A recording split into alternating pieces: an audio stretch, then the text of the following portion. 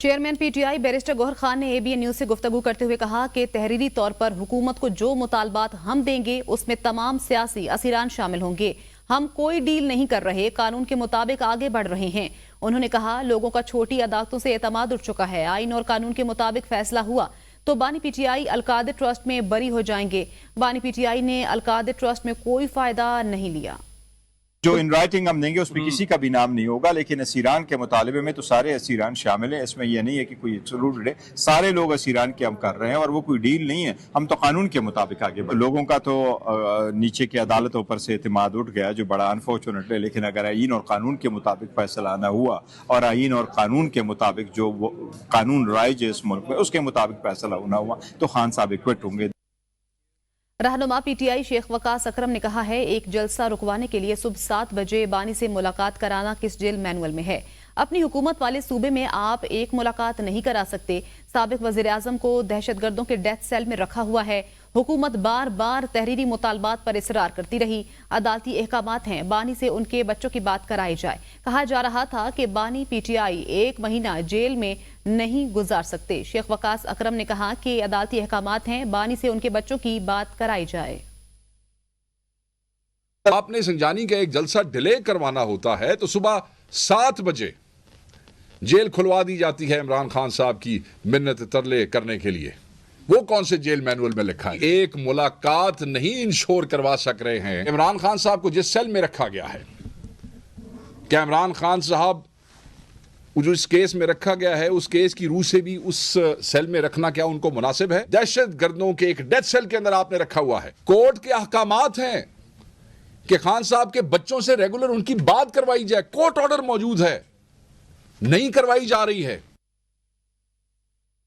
Senior कानूनदान Arif Chaudhary ने कहा है कि पहले अदालतों में मुश्किल होता था पता करना कि फैसला क्या होगा। आज के दौर में रिमार्क सुनकर पहले ही पता चलता है कि जज ने क्या फैसला देना है। हुकूमत ने अदलिया को मुकम्मल तौर पर अपने कंट्रोल में ले रखा है और अदलिया की आजादी का कोई सवाल नहीं। एबीएन न्यूज से खुसूसी गुफ्तगू में उन्होंने कहा हुकूमत तहरीक इंसाफ को यह पैगाम दे रही है कि वो अदलिया को आजाद कर देंगे ताकि पीटीआई को रिलीफ मिल सके। मुश्किल होता था कि जनाब आपको पता नहीं चलता था कि अदालतों के रिमार्क से कि ये क्या फैसला करेगी। अब आपको रिमार्क्स से पता चल रहा होता है और सीधा सीधा ना भी रिमार्क से तब भी पता होता है कि उन्होंने फैसला क्या करना। इससे ज्यादा क्लियर क्या हो सकता है कि हुकूमत जो है वो कंट्रोल कर रही है अदलिया को, कि वो एक तरफ मुज़ाकरात हो रहे हैं और दूसरी तरफ डेटे पढ़ रही है। चीफ जस्टिस के पास केस चल रहा था यानी देने का इंतखाबी निशान, दूसरी तरफ वो जो आपका इलेक्शन कमीशन था वो टाइम बढ़ाया जा रहा था। सुप्रीम कोर्ट के आईनी बेंच ने 9 मई के मखसूस मुल्जिमान के मिलिट्री ट्रायल पर अहम सवालात उठा दिए। जस्टिस मुसरत हिलाली ने रिमार्क्स दिए। ये दायरा इख्तियार कौन तय करता है किसका ट्रायल मिलिट्री कोर्ट्स में होगा किसका नहीं। जस्टिस मोहम्मद अली मजहर ने कहा 9 मई के तमाम मुल्जिमान की FIR एक जैसी थी। समाअत के दौरान भारतीय जासूस कुलभूषण जादेव केस का भी तस्करा हुआ। मजीद तफसीलात इस रिपोर्ट में।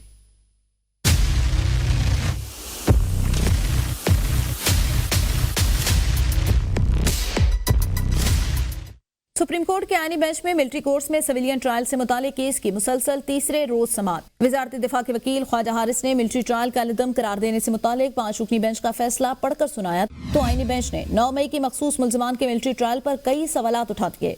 जस्टिस मुसरत हिलाली ने सवाल किया मुल्क में इंसानी हुकूक मुअत्तल नहीं थे फिर भी सिविलियंस को फौज की तहवील में दिया गया। कोई मिसाल दे जहां आइन मुअत्तल किए बगैर सिविलियन का मिलिट्री ट्रायल हुआ हो।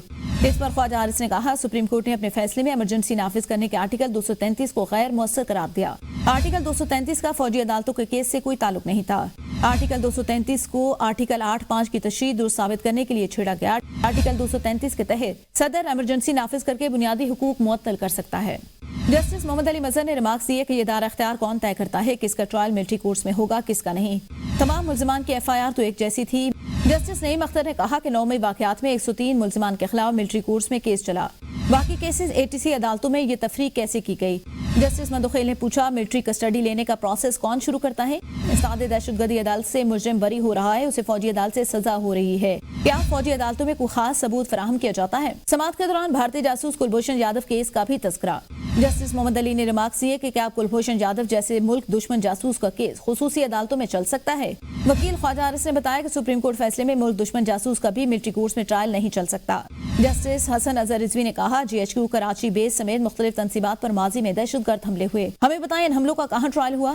एक आर्मी चीफ का तैयारा हाईजैक करने की साजिश का केस आम अदालत में चला। ख्वाजा साहब, आप एक फरीक के वकील थे, क्या 9 मई का वाकया दहशतगर्दी से ज्यादा संगीन है जो इनका ट्रायल फौजी अदालतों में हो रहा है? आईनी बेंच ने मुल्जिमान को खुसूसी कोर्ट भेजने का डिस्ट्रिक्ट कोर्ट का ऑर्डर तलब करते हुए समाअत मुलतवी कर दी। चीफ इलेक्शन कमिश्नर और 2 मेंबरान की रिटायरमेंट में सिर्फ 18 दिन बाकी हैं। ताहम वजीर आजम और अपोजिशन लीडर के दरमियान मुशावरत का अमल अभी तक शुरू नहीं हुआ। इन अहम तकर्रियों का प्रोसीजर क्या हुआ, बता रहे हैं इब्राहिम अब्बासी की इस रिपोर्ट में। मुताबिक इन तकर्रियों के लिए दोनों रहनुमाओं के दरमियान इत्तेफाक राय जरूरी है। अगर इत्तेफाक न हो तो मामला 12 रुकनी पार्लिमानी कमेटी के स्पुर्द किया जाता है। वहाँ भी अदम इत्तेफाक की सूरत में केस सुप्रीम कोर्ट को भेजा जा सकता है। आइन के तहत नए चीफ इलेक्शन कमिश्नर और मेंबरान की तकर्री 45 दिन में मुकम्मल होनी चाहिए, लेकिन ताअत्तुल के बायस अभी तक कोई पेशरफ्त नहीं हुई। मौजूदा अहदेदारान 26 जनवरी को रिटायर हो रहे हैं, ताहम नई तकर्री तक वो जिम्मेदारियां निभाते रहेंगे। इन ओहदों के लिए सुप्रीम कोर्ट के जजेस, ब्यूरोक्रेट और टेक्नोक्रेट समेत दीगर अहल उम्मीदवार ज़ेर गौर हो सकते हैं। माहिरीन के मुताबिक ताखीर की सूरत में इंतखाबी अमल मुतासर हो सकता है, जो आइंदा आम इंतखाबात के लिए एक बड़ा चैलेंज होगा। हुकूमत और अपोजिशन के दरमियान जल्द मुशावरत न होने की सूरत में यह मामला एक संगीन आईनी बहरान को जन्म दे सकता है। वफाकी काबीना ने इस्लामाबाद और रावलपिंडी के दरमियान सरहदी तनाज़ा हल करने के लिए इस्लामाबाद के मास्टर प्लान में तब्दीली की मंजूरी दे दी है। वजारत दाखिला ने CDA को वफाकी काबीना के फैसले से आगाह कर दिया। तफसीलात जमान मुगल की रिपोर्ट में। इस्लामाबाद और रावलपिंडी के माबैन सरहदी तनाज़ा हल, इस्लामाबाद का मास्टर प्लान तब्दील कर दिया गया। दारुल हुकूमत के कुछ हिस्से रावलपिंडी कंटोनमेंट बोर्ड में शामिल, जबकि एक ग्रीन एरिया को रिहायशी सेक्टर्स में तब्दील कर दिया गया। नए प्लान के मुताबिक H13, H14, H15 और H17 अब CDA के जोन 1 का हिस्सा नहीं। इन सेक्टर्स का इंतजाम खुसूसी कवायद के तहत होगा। काबीना ने श्रीनगर हाईवे के साथ 2700 फुट के शुमाली हिस्से को ग्रीन एरिया, बफर जोन और इदारों की जमीन को रिहायशी सेक्टर्स में तब्दील किया है, जबकि EME कॉलेज, CM गोलड़ा और दीगर फौजी तंसीबात पर मुश्तमिल सेक्टर H14 को रावलपिंडी की म्यूनिसिपल हदूद में शामिल कर लिया गया है। श्रीनगर हाईवे के 1200 फुट वसी राइट ऑफ वे को 400 फुट कम करके 800 फुट कर दिया गया। H12 और H13 के दरमियान 13वें एवेन्यू के राइट ऑफ वे को 600 फुट से कम करके 300 फुट कर दिया गया। H13 और H14 के दरमियान 14वें एवेन्यू के राइट ऑफ वे के 600 फुट, H14 और H15 के दरमियान 15वें एवेन्यू के 600 फुट राइट ऑफ वे को खत्म कर दिया गया है। प्लान के तहत रेलवे लाइन के मगरबी हिस्से में वाक़ इलाका रावलपिंडी कंटोनमेंट बोर्ड के जेरे इंतजाम होगा, जबकि मशरकी हिस्से को CDA के ICT बिल्डिंग कंट्रोल के कवायद के मुताबिक रेगुलेट किया जाएगा। 24 नवंबर के एहतजाज का मामला इंसदाद दहशतगर्दी अदालत रावलपिंडी ने MPA सालार काकड़, गुलाम सरवर समेत 77 मुल्जिमान की जमानत मंजूर कर ली। रिहाई का हुक्म जारी। मुल्जिमान पर थाना सिटी में दहशतगर्दी एक्ट समेत दीगर दफात के तहत मुकदमा दर्ज था। 1-1 लाख के मचलकों पर मुल्जिमान की जमानत मंजूर की गई। 24 नवंबर एहतजाज MPA सालार काकड़, गुलाम सरवर समेत 77 मुल्जिमान को गिरफ्तार किया गया। 24 नवंबर के एहतजाज का मामला है। इंसदाद दहशतगर्दी अदालत रावलपिंडी ने MPA सालार काकड़, गुलाम सरवर समेत 77 मुल्जिमान की जमानत मंजूर कर ली। रिहाई का हुक्म जारी कर दिया गया। मुल्जिमान पर थाना सिटी में दहशतगर्दी एक्ट समेत दीगर दफात के तहत मुकदमा दर्ज था। वफाकी वजीर बराए तवन्नाई अवैस लगारी का कहना है, हमारी ख्वाहिश है कि बिजली का रेट 50 रुपए कम हो जाए। IMF से कैपेटिव पावर प्लांट्स पर बातचीत जारी है। 10 से 12 रुपए फी यूनिट तक बिजली सस्ती कर सकते हैं। कौमी असम्बली की कायमा कमेटी बराए तवन्नाई के इजलास में वफाकी वजीर अवैस लगारी का कहना था, IMF के साथ कैपेटिव पावर प्लांट्स पर बातचीत कर रहे हैं और मामला इख्तिताम की जाने बढ़ रहा है। इसके बाद हुकूमती प्लांट्स के रिटर्न ऑन इक्विटी की बारी आएगी। ख्वाहिश है कि बिजली का रेट 50 रुपए कम हो जाएगा। बगास के 8 प्लांट्स का जायजा लेने जा रहे हैं। इसके अलावा मजीद 16 प्लांट्स की नजरसानी भी करने जा रहे हैं। उन्होंने कहा कि घरेलू सार्फिन के लिए बिजली 4 रुपए तक सस्ती हो चुकी है। अवैस लगारी ने कहा कि आइंदा 5 से 7 साल में के इलेक्ट्रिक का 500 अरब रुपए मुनाफा मांगा जा रहा है। हमारे ख्याल में ये नाजायज है।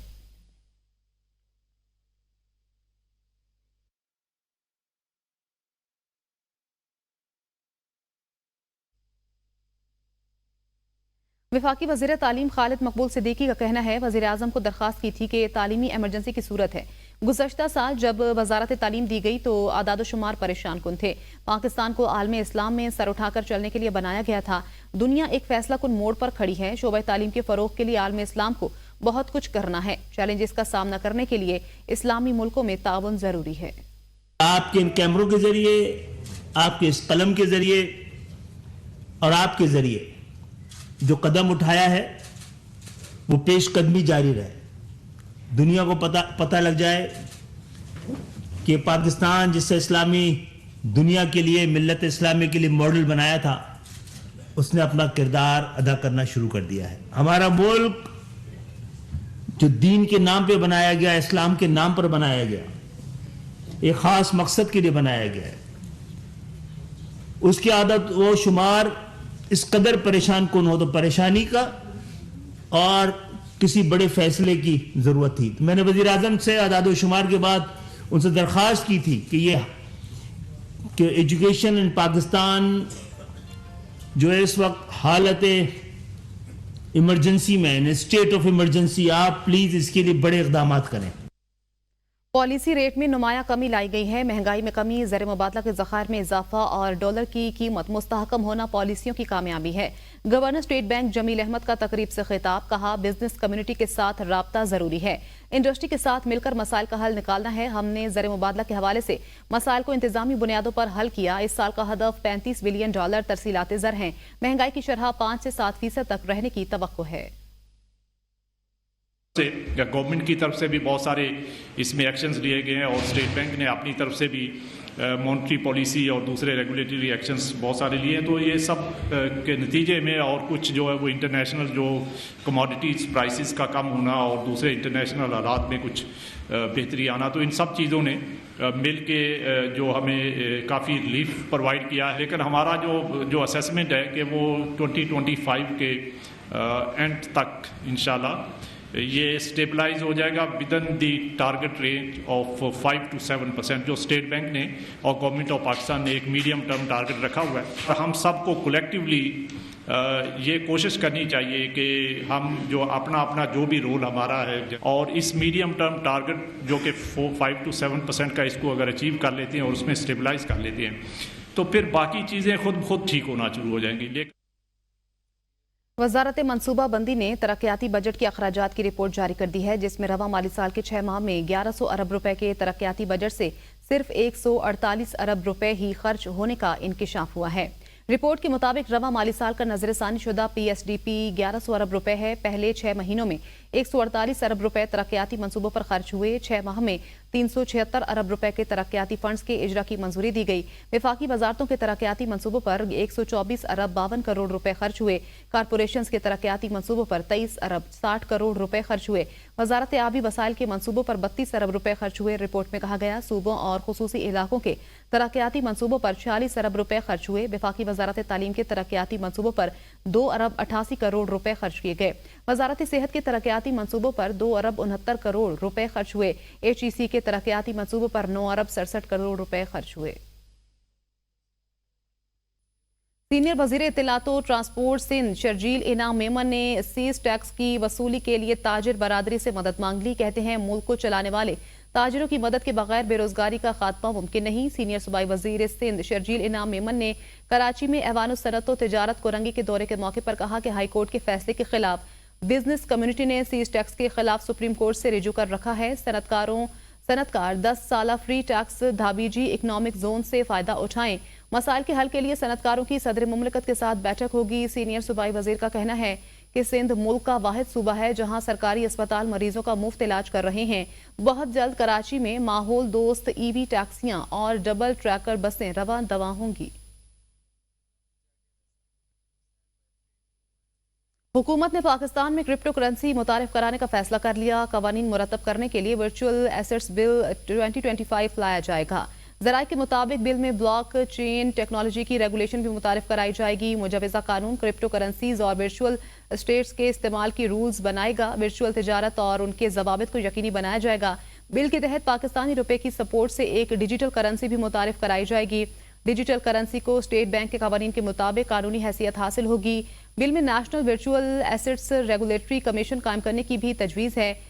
कमीशन वर्चुअल एसेट्स की अफादियत, खतरात और कमजोरियों का जायजा लेगी।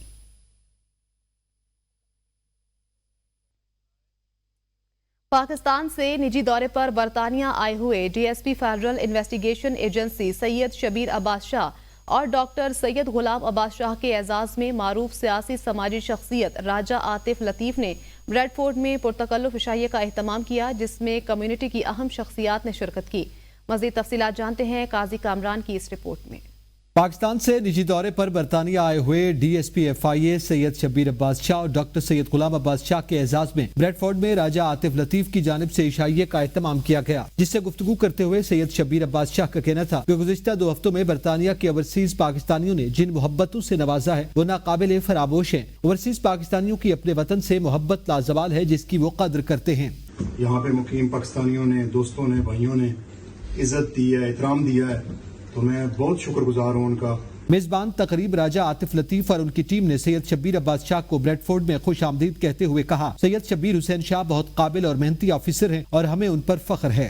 तकरीब के अख्तिताम पर शहीद जुल्फ़िकार अली भुट्टो के यौम पैदाइश का केक काटा गया और साबिक मुशीर वज़ीर आला सिंध सैयद हसन अब्बास की जानिब से भेजी गई सिंधी शाल का तोहफा राजा आतिफ लतीफ को पेश किया गया। काजी कामरान, नुमाइंदा ABN न्यूज़, ब्रेडफोर्ड।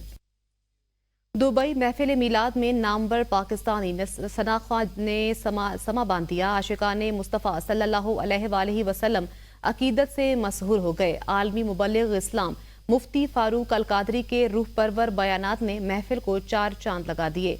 दुबई से अरशद मलिक की ये रिपोर्ट देखिए। एक मकामी होटल में खूबसूरत महफिल मुस्तफ़ा का एहतमाम किया गया, जिसमें पूरे अमारात से आशिकाने मुस्तफ़ा ने भरपूर शिरकत की। महफिल मुस्तफ़ा में नामवर सना खान के खूबसूरत कलाम से हाज़रीन महफिल महसूर होकर रह गए। महफिल मुस्तफ़ा में बतौर खास शिरकत करने वाले मुफ्ती फारूकुल कादरी ने हमदो सना के बाद सीरत मुस्तफ़ा सल्लल्लाहु अलैहि वसल्लम पर मुख्तसर और जामे बयान दिया।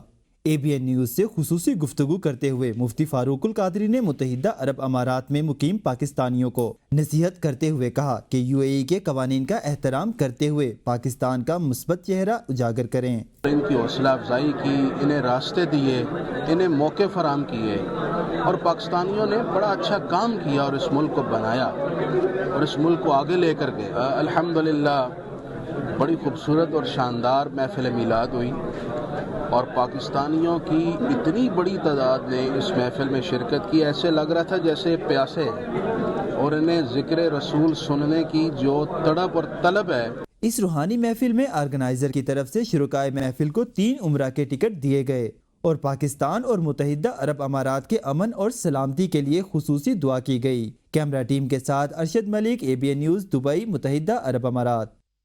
न्यूज़ स्टूडियो से फिल वक्त इतना ही। देखते रहिए ABN न्यूज़।